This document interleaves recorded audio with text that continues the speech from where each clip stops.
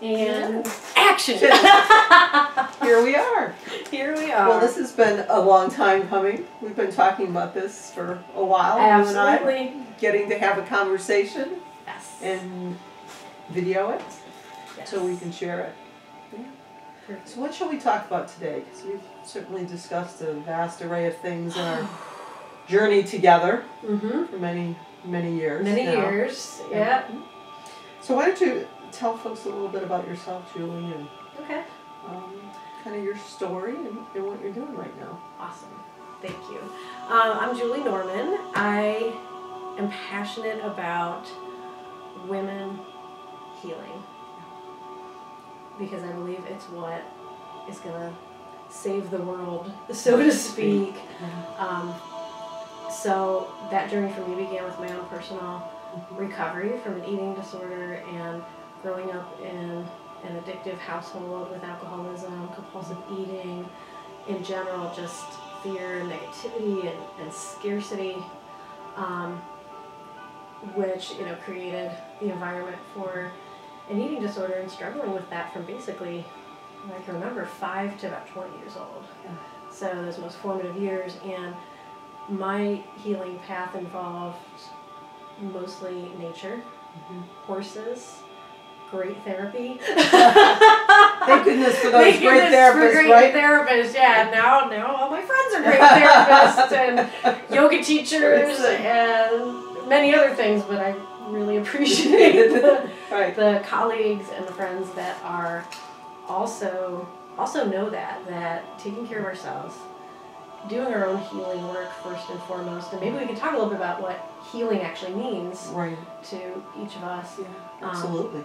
So I became a registered dietitian, worked in the field of eating disorders treatment in that capacity for about 15 years, and also became an entrepreneur right off the bat out of college, which I felt compelled to do because I wanted to be really in charge of my journey. So, worked in eating disorders treatment, private practice as well on the side, and then discovered yoga. So now my work is primarily using the path of yoga, guiding primarily women along the path of yoga to healing body image, eating issues, but really overall self-empowerment. So over time... What led you to take the path of yoga? Because that's really now, you really embody that fully as your path. And it's been so exciting to watch that part of your journey. So tell me a little bit about, and the audience that started with, there was a woman opened a small studio on the first floor in the office building where I was seeing clients. So I was sharing space with a neuropsychologist in the Valley in Akron, Ohio, and just saw this little tiny yoga space and a few classes a week, and I thought, that's interesting. Let me try that. My daughter was about a year old. I behaviorally recovered, as we say in the field, from an eating disorder at about 20. Of course, healing is an ongoing process, and I discovered yoga about the time I stopped riding horses and being really involved with the horses in a more active way. And I never really understood how I healed. And when I started to get into yoga, it was like, oh, this is what I did. Ahimsa, nonviolence. Embodiment, actually being present in the body. I always joke and say, my horse was my first yoga teacher. Because that's what the horses did for me, was you have to be present. If I'm thinking about my worries and my fears and all that when I'm with my horse and when I'm riding, not even just riding, but around them, that would get reflected back to me. The connection with self has to be present. The sacred mirror, it has to be present before you can have that connection with the horse. And horses have been good teachers for both of us. Oh my gosh, huge. Maybe the best yoga teachers and I often say I learned much more from my horse than I did from my PhD program, and I learned a great deal in that program, but my horses have been awesome colleagues along the journey. So I just found the path of yoga, which is, it's this ancient system. I call it the first wellness program. Yeah. You know, here we're now realizing it's got to be mind body. You can't just fix things with a pill. You can't just distract yourself. Mind, body, emotions, a spiritual connection that isn't buried in dogma. Yeah. And guilt and shame. Yeah. You know. So it's like, wow, great, here's this system. Why reinvent the wheel? Yes. You know, so the languaging of it and having the physical practice. And I tell clients all the time, your yoga doesn't have to be on the mat. I do like to teach some of the really fundamental poses for body awareness. But your yoga, maybe you're hiking, maybe your time out with horses. Yoga simply means union. And I talk about it, yoga with a small y is the union of mind, body, and soul within the self. All things get a voice. It's balanced, it's harmonious. You don't have the mind dictating, the body oppressed, and who cares about the soul? Where the yoga with a big Y is union between the individual self and the divine, God, Gaia, whatever, the universe, source, whatever your higher power is for you. Is. And so whatever brings you that, for a long time it was horses. Right. You know, and still is in many ways. But that's really what yoga is. So whatever path that is, it helps you to be mindful and your true self. Right, and I think, you know, that so much, that joins your practice and mine so much is that idea of union, or I call it connection. Connection, and really my mission has always been, you know, the connection with self leads to the connection with our lives, and the connection with our lives leads to the connection to relationship with other people. Yeah. And that those things have to be present in order for things to really flow in people's lives and for people to create the kind of lives that they want to have.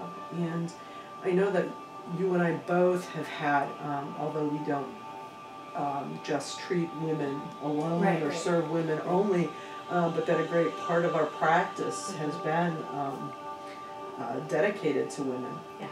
And so, you know, one of the things we wanted to talk about today was really what are some of the major issues that get in women's way? Yes. What helps them from creating the types of lives that they would like to create? Right.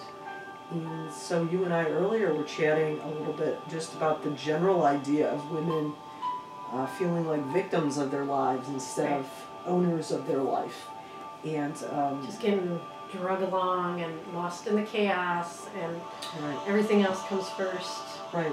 And it's a great distinction, and I like to make it because it comes from one of my favorite coaches, Steve Chandler. And, you know, Steve talks about this really clear distinction between, you know, are you being owner of your life or are you being a victim of your life? Yep. And I have found so often that that's really where I have to start with people. Absolutely.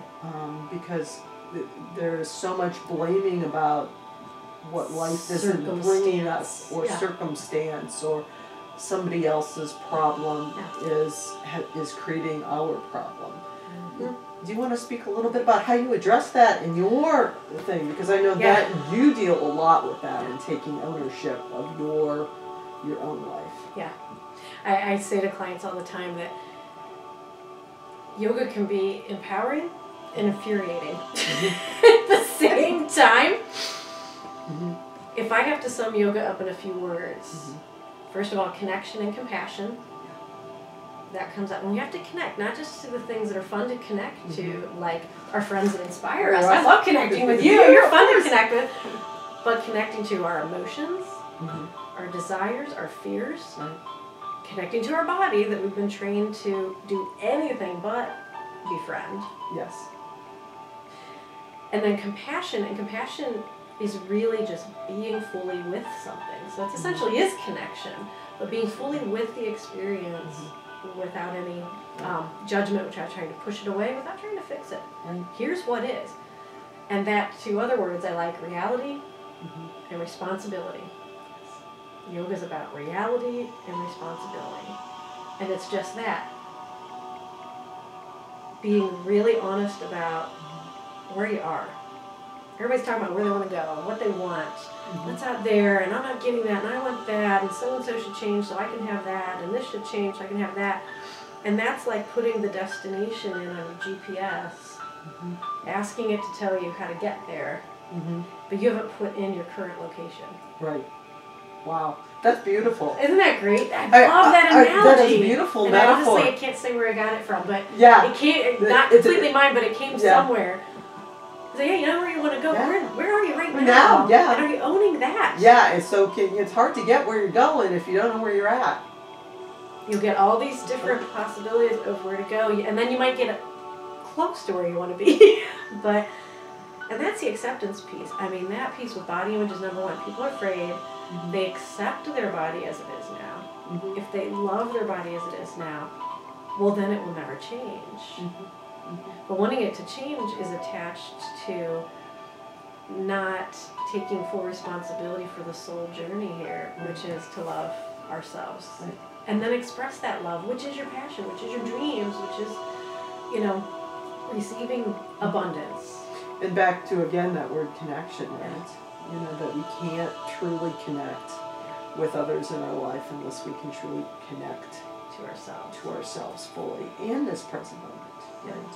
When if we're living out there, and not that we shouldn't plan and we shouldn't want to also look ahead, but also about, you know, being in this present moment. I remember when I first read some of Eckhart Tolle's work, and he talks about spending, I don't know if it was a year or 2 years, just sitting on a bench. Yeah. And just being in the present moment. And I thought, oh my goodness, that would be amazing to be able to just sit and be fully present to that. To life in all of it. And it's so interesting that when I can stop and do that, right? Life in that moment is so grand. Yeah. No matter what's going on, it's fascinating. And life in that moment, here's my current location. You are here. It's like on a map. You are here. How big is that? Like when you're in a national park or so. Okay, you're gonna go on this trail. I want to see this beautiful waterfall. Here's where you are. You gotta know where you are to make sure you get to where you want to be, and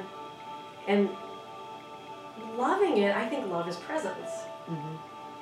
Love isn't. That's a beautiful way to put it. This is great. I never want this to change. Love is. This is what is. Yeah. Well, you talk a lot about, you know, that we meet our teachers, you know. Oh, yeah. And so share with our audience a little bit about that, because, you know, that is so fascinating. I think of you so often when I'm struggling with something or someone, and in our my dark teachers. Yeah. In my head, dark guides. I'm going, oh. And Julie would say, yes, this is my teacher, right? And so what is my lesson here? So talk to us a little bit about these teachers that we meet, and maybe, you know, you can give us an experience from your own life where, you know, you've had a teacher that maybe you didn't really want to have, but has appeared, as they often do. The first thing that comes up is, and it's our theme here, what gets in our way. Yeah. My main horse trainer all the years that I rode, and it was a childhood dream of mine. I mean, I had the My Little Ponies. I really believed somehow in, you know, the inner city we could have a horse in the backyard, you know, just the full dream, right? And another taping of manifesting. I got horses in my life to like a grander scale than I ever thought they would be, and my trainer would always say, get out of your own damn way. Yeah. More so than here's the skills you need to learn. Here's what to do at this point. It was difficult because I was a very natural rider and had a very, what we call, natural eye. Yeah. So I did show jumping horses. And so when you're coming out of the turn to this big obstacle, you need to know how many strides is it going to take to get there. And do those need to be 10-foot strides, 15-foot strides? Because your horse can cover a different amount of ground depending on how you're riding them. And I come out of the turn and see, wow, with the pace we have, we're ready to just count down. 5, 4, 3, 2, 1. We'll leave the ground from the perfect spot. effortlessly clear the obstacle, lose no speed, momentum. Right. The hardest damn thing to do was come out of the turn, see the path, and not screw it up. Yeah. Just to because I was sure, no, journey. It's too easy. Yeah. It's too, no, I must change it. Maybe I shorten, maybe I lengthen, and so I'd start fighting my poor horse. He put in so much crap of me not believing it was enough and not trusting my deepest wisdom. Right. So Scott, my trainer, get out of your own damn way. Oh, I hated him. He was always telling me it's my fault. We're going, no, the course is set funny. And so number one, and while he seemed, I looked back, I thought he was so abusive. And I was like, oh my gosh, he was so frustrated that I wasn't allowing my wisdom to shine. Yes. So this person that I thought was really a jerk for so long, and gurus, those are your true gurus. Yes. Not the ones like, oh honey, you're so great. I mean, we need some of that. Right. Well, you know, that we talk about the difference between, niceness and kindness. Right? So in kindness is just telling the truth. Where niceness is just telling you what you want to hear. Yes. And so and that's real love. Again, real love. I love you enough to call you out on your stuff. Yeah, I love you enough to say, this is what I see. This is what I hear. And, I think that those are our greatest teachers or gurus, or those folks that are willing to be straight up with us in kind ways so that we can hear it, but in that gentle honesty. We can take it in. Big one for me more recently is my husband's ex-wife, who viciously attacked me, every aspect of my being, who I am as a mother, my profession, yoga teacher, even our horses. Even something came through one of the kids recently about, which was a snide, like our horses didn't have enough acreage when they were here. Like, oh my God, why are you even talking about that? And whenever that happens, you can feel it move through you, right? Yes. If you get triggered, that means, so she would call me all these nasty names, and you're fake, and a gold digger, all that kind of stuff. And if any of it triggered me, got me angry, created anxiety, got me thinking all these horrible things about her, somewhere inside I thought that about myself. Yeah. I held that belief about myself. So I would read her emails before I eventually blocked them. Helpfully block them. But in the beginning, I wanted to, and I did go into victim role at first. Sure. I don't deserve, this isn't, I even said to my husband, this isn't my manifestation, this is your stuff, it's just big drama. And then I was like, oh my God, this is what I teach my clients. Sure is my manifestation. It's happening. Right. So what's the lesson? Because we need the darkness to have the light. And it was just that for me. It was like, in AA, they say, take your inventory. Right. It was an inventory. Yeah. Who am I? What do I really want? Is this relationship really in alignment? Is it love or is it fear? Right. Is it moving deeper into my life instead of escaping it? What are all those things? And I would do loving kindness meditations with this person in mind, which you start with cultivating a sense of love for yourself, then seeing that person's image, and as the comes up, infusing it with love, not pushing that feeling away, but healing it, because those are my wounds. Right. If you feel whole, you cannot be hurt. Right. Marsha, you suck. You're the crappiest therapist I've ever met. I can say that all day long. Yeah. You know that's not true, so it's not going to bother you. It's like having, it's kryptonite. Yeah. Instead of going, oh my God! I need to get another PhD. And Right. No. Right. You're enough. And people are either inspiring you, or they're triggering your ego. And both are a gift. Perhaps the triggering even more. Because that's your blind spot. Right, yeah. So, what I've come to learn is, a lot of people don't know when they're being triggered. I mean, they call it a lot of things, but they don't call it triggering. A lot of times, you know, when people get flooded with emotions and they feel overwhelmed, they feel really sad, they feel really angry, they have a lot of intense emotions, people are being flooded. And they don't understand what that's about. And I know both of us spend time with our clients. Sitting in that and teaching them to really reground and kind of really stay connected with the feelings in their body, but also with the awareness of what's going on and not letting the river take you. Drowning in the river. Drowning in the river, right? Not letting that letting the flow happen without drowning in it. And so the recognizing yourself as being triggered, I think, is the number one key. Yes. Because often, you know, when I'm triggered, I want to go, oh, it's so-and-so's. So-and-so did that to me, right? You hurt me. You hurt me, and as, you know, the 12-step programs often will say, you know, when you're pointing that one finger out, we've got 3 pointing back at us, right?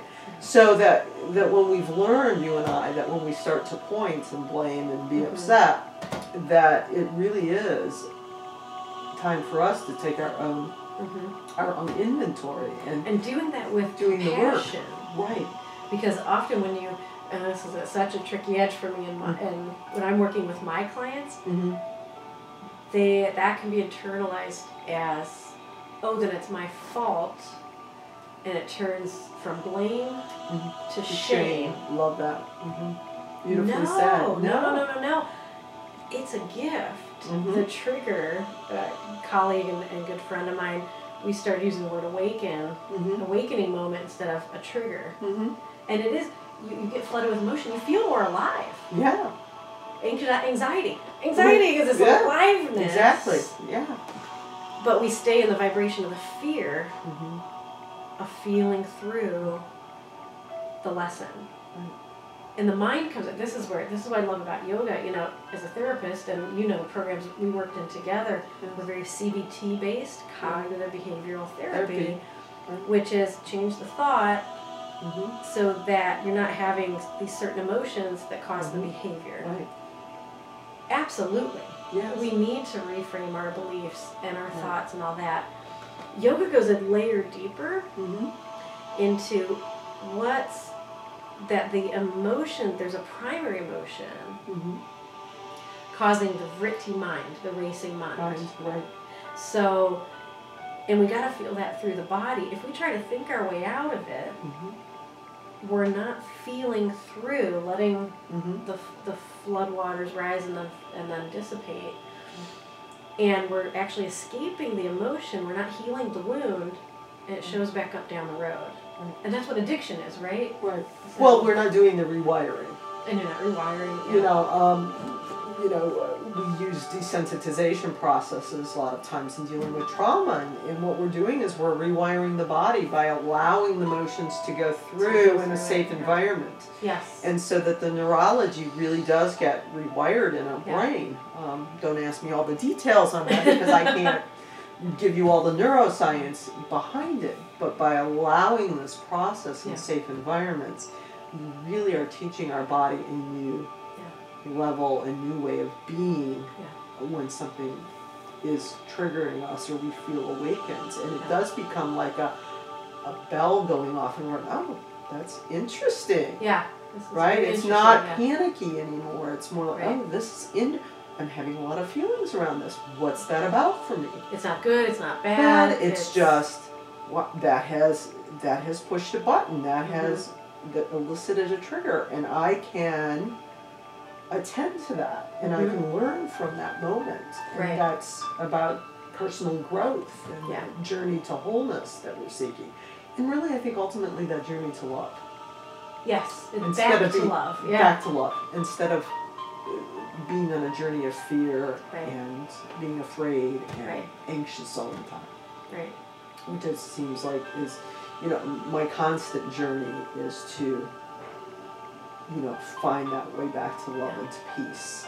Well, and that probably, when I look back on it, like, how did I heal? Because I didn't heal. I did more therapy after I wasn't binging, purging, restricting, compulsive exercising, being promiscuous, many, many ways in which we self-destruct. I did more therapy afterwards, so kind of my cart was before my horse, so to speak. But as I was learning about yoga, I realized, oh no, I had the horses created the safe space. Right. They're grounding. They got me in the present moment, got me in my body, and the horses connected me to a community of women. I've always been blessed to be around lots of women, like twice my age. So I had all these other teachers that at the time I didn't know what was happening, but getting to a safe place that I could process my own trauma. We all have trauma, the disconnect from the true self. Exactly. We all come in as babies. This is great, I'm awesome, I'm a soul, and I get to play on earth, and then you get teased, you get judged, physical abuse, emotional abuse, sexual abuse, just the life intensity of information, experience. And so to survive, we disconnect. Exactly. And we literally have to try to say your eating disorder was a gift. You probably wouldn't have as all addictions, survived, be it an eating disorder issue or manifests itself through drug use, compulsive shopping, overeating, overspending, whatever those ways are that we disconnect from ourselves and from life. And that we have to reconnect them to really start to do the work, to take the journey of personal growth. And so that's why, we can't treat people that are actively using drugs. They can't connect to themselves because the drug is numbing them, blocking them. And I've had clients that I've worked with for periods of time, even on medications that really didn't start to heal until we got the medications cut back to levels that were usable. That they could still, emotion could still come through. They could still manifest some emotion and then be able to do the work around that kind of thing. So it's very interesting. That's the number one thing yoga teaches is just grounding. Right. And you have to go down. We have this flow of energy between us and the universe, and we're part of everything, right? And that's where the disconnect is functional. You separate yourself, and then you're somewhat in control, or you have the illusion of control, right? But yet we want these things we want in our life. We want abundance, we want love, and we know it's right there. We can taste it, but we can't seem to take this step to it. And it's so frustrating. We blame ourselves and blame others. But the grounding and getting the awareness in the body, we resist that because then we do connect with all those emotions that we needed to disconnect from at a different time to survive. So it's uncomfortable. And that's another one of my yogisms is yoga's about learning to be comfortable being uncomfortable. Right. Sitting with the discomfort. Because that's where we learn is at just out of our comfort zone. You don't want to push yourself off the cliff. Right. And just breath and community, having a coach, having a great therapist, any of those things that make you feel safe and supported as you're transforming. Yeah. Well, speak a little bit to the idea. Like, what are some of your first steps with women that come to you and are really struggling with their lives? Where do you start, Julie? Because I know although we certainly have similar ideas and thoughts. Very different methodologies. We have very different methodologies, which is so phenomenal. And one of the reasons I know that we love to work together is that we really come at it from different approaches that really resonate together. And so what are some of the first steps that you take with women that come to you and are just not where they want to be in their lives? In the suffering. Yeah. I start with that reconnection to true self and really embodying it. We sit together, mana imana, on the earth, get present to the body, get present to the breath. I explain to them that yoga philosophy, if it doesn't resonate for you, don't take it. Yoga philosophy is, instead of this idea of original sin, that we're born flawed, and at our core we'll do bad things. Yoga philosophy is, no, actually, you're perfect.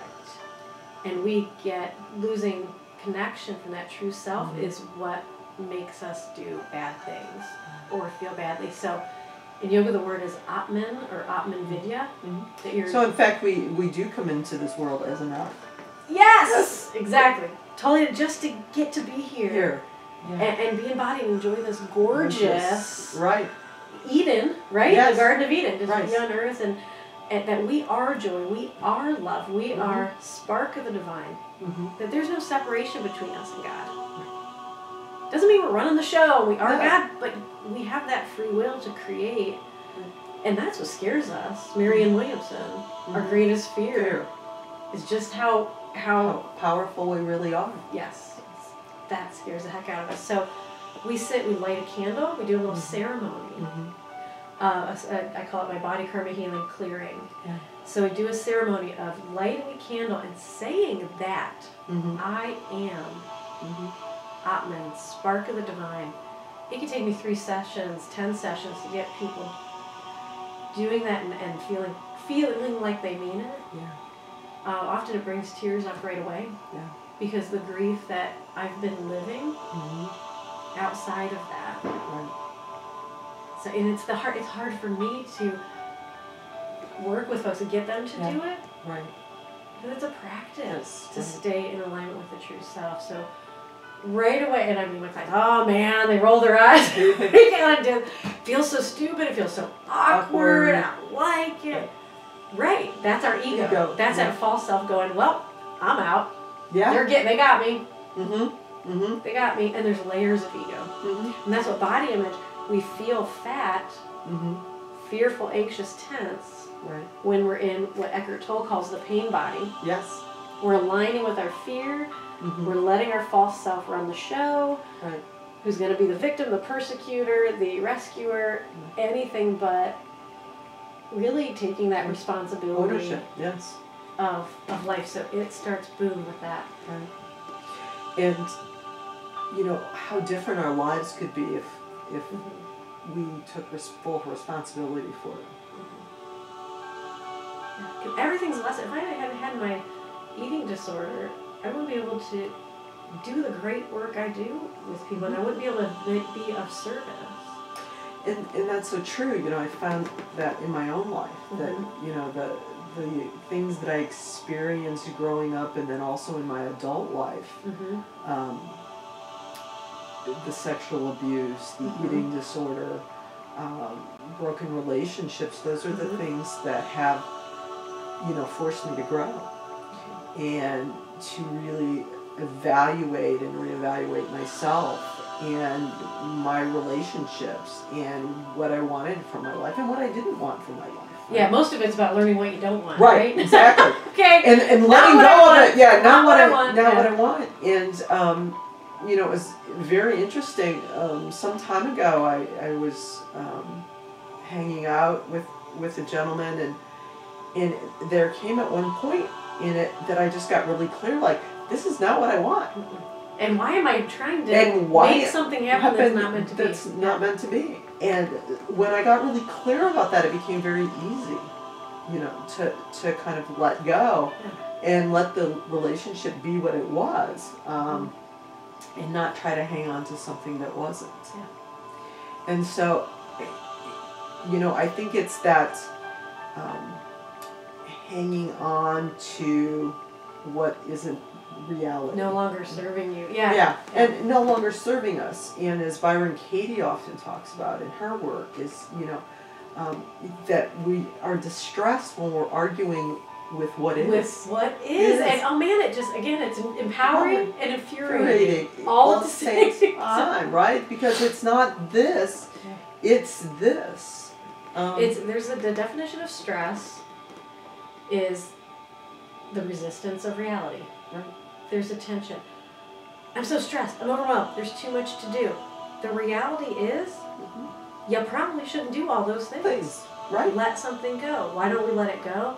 Our ego is attached. Our worth is attached to a story but I'm an overachiever. I multitask. I am the leader of, the PTA, and I'm, the best manager at work, and I'm the best friend. And it's like, let something go. Right. And that's our work here, is to remember we're enough. I mentioned Steve Chandler again, but Steve often talks about, busyness equals laziness. And that what often happens is when we get so busy that we lose focus of those things that are really important to us. And I think that's what you're speaking about here. It's distraction. Yeah, it's pure distraction, which has its place. But if it's unfocused, it's just simply busy work, and it doesn't move us. Well, it's addiction. You're distracting from something Lovely. you're feeling, Yes, something, exactly. your desire. And this is what's so hard for women is our natural role is nurturers and caretakers and that kind of thing. But we're the leaders in the healing of the world. Right. The feminine energy comes first. Then the masculine, and the feminine is, you can't really feel it, touch it. It's etheric. It's intuition, emotion, desire, creativity. These ideas you get, those dreams. Well, we can do this metaphorically too, since we're both with horses so much. Yes. So let's use the herd metaphor, because you and I both work a lot with energy, and we've used my herd and other herds that you've been associated with, and we talk about the masculine and feminine energy as being the pushing and the pulling energy. And what's so fascinating is often people think that the stallions lead the herd, but that's not true. Right. The mares lead the herd, and the stallions always follow the lead mare. I've yet to see a herd that's mixed with mares and stallions in it, where a stallion would lead. The only time you might see that is a pure young stallion herd. And so this dynamic of the horse, the mare leading, the mare pulling, is exactly what you're talking about, is that women will lead the healing. Yeah. And I see that more and more manifest in our culture today, and the need for that in our companies, in our corporations. Oh my gosh, yeah. And maybe in our nation, as we look at Hillary Clinton running for office, but we look at these other nations have gone before us with divine feminine energies leading them, but often in very masculine ways. Yeah, I think feminism became very patriarchal. Right. Because divine feminism is more that drawing out the potential in something. So perhaps maybe some of the mistake my trainer might have made was trying to beat my shine out of me. Yes, exactly. Not physically beat me, but like, damn it. And sometimes I'm giving that it's the pushing energy, right? It was the pushing, the pushing. But too much pushing, because what I was actually afraid of was not only my feminine, and I was also afraid of trusting my masculine because of an absent father. Right. So we all have those two energies within us, and in our manifesting our life, we got to start with the desire. The emotions that come up when you get triggered are leading your healing. Those are things that are in your way of you being able, because if what you want comes to you and you still have wounds within you where you don't believe you're worth it, you will sabotage it. Absolutely. You will get in your own way. So the hard stuff is the getting ready. Getting you ready to receive. Absolutely. And that receiving of what you want is harder than even manifesting it. Absolutely. Yes. Ugh. I hate that. But it's the way it is, right? It absolutely. Damn it, I know this. It so hard to practice. It absolutely is the way that it is. And, embracing both ends of those the energies that we have, both the pushing and the pulling energy. And trusting ourselves. And finding our comfort zones, and then being able to move a little outside our comfort zones at times when it's needed. Trust the emotions, the intuitions, the desire when they come up. Trust the feminine is also resting. Trust when you need to rest and relax. And also trust, though, when the inspiration shows up and the energy and the motivation, instead of going, oh, it's not time yet. No, if you feel inspired to sit down and start writing, sit down and start writing. You know, or taking an action step, calling and connecting to a colleague or a lead, putting it out there, just saying, hey, I'm looking for a different job. Right. You know, it just, you know, trust both of those energies within yourself. Exactly. And they will ebb and they will flow, and one will lead and one will, you know, you'll be kind of a little bit more, I'm really comfortable in the masculine energy. I'm comfortable in the doing, I'm comfortable in the leading, I'm comfortable. So much more work for me to sit back and be feminine and receive and feel. And of course, then we teach what we most need to learn. That's why I'm all about feminine empowerment and healing the divine feminine. That's so then we can, you know, manifest, and our masculine energy can create the lives we want. Exactly. So. Exactly. And you put it in so beautifully, the way that it flows, and that it comes through. And I love that about you, and talking to you, because it is such a lovely way of integrating it into a very valuable language.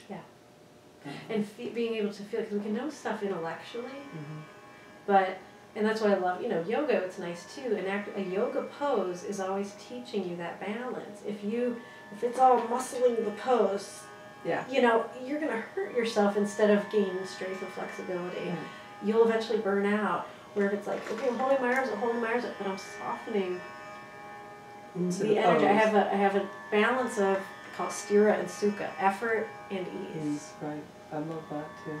So there's got to be a balance, and then you can like hang out in the pose all day long, not because you've got the biggest muscles or the lowest percentage of body fat, or you ate the cleanest breakfast of anybody else. You can hang out in the pose because you're allowing the universe to support you. You're not trying to be a superhero and I'm the only. Something we both also learned on the back of a horse. Ow. You've seen me struggle with the French style of riding versus the German style. Right. But that is an early lesson. We didn't know what we were calling it, but it was an early lesson that I certainly struggled with for a long time. Oh, my poor horse. His name was Patrick, and I called him Saint Patrick. Yeah. Because he had to deal with me getting his face, trying to control, because I was afraid of his power. And wasn't trusting my eye, and I was really afraid of my power. I was afraid of more abundance. Thought I wanted it, but I didn't feel worthy of it. And eventually, it was a big piece of work, and that's the practice. This isn't a destination. Right. This is a dance. You know, one of my favorite stories is about this ancient man that is on his deathbed, and his son is with him, and he's trained horses all his life. And he says to his son, "Oh, I hate to die today." And his son says, "Well, why, Dad? You know, you've had this really wonderful life." He says, "I just learned to ride yesterday." And I said, "That's going to be me." Right? That's so great. Right. You know, and not only in my riding, but also in my growth in my life, right? That the riding is a metaphor for life, of connection. Connection to myself, connection to my horse, connection to other people in my life. That there's this circle that gets created. And it all starts with that, you know, connection to self. That so many people miss, and that's one of the things that I often see is that, you know, people want connection with others, and they think they want that and need that, but they have so little connection with themselves. That there's no way in which they can connect in ways that are healthy and vital and going to bring them the intimacy and that depth of connection that they want. Yeah. Powerful stuff. It is. Should we take a little breather here? Yeah. Okay. All right. Awesome. All right. Good. Yay. We're wonderful. We are. We're more awesome than we even know. Right. Perfect. Oh my god, I have 4 minutes left. That's perfect. I'm hoping mine recorded. Let's see.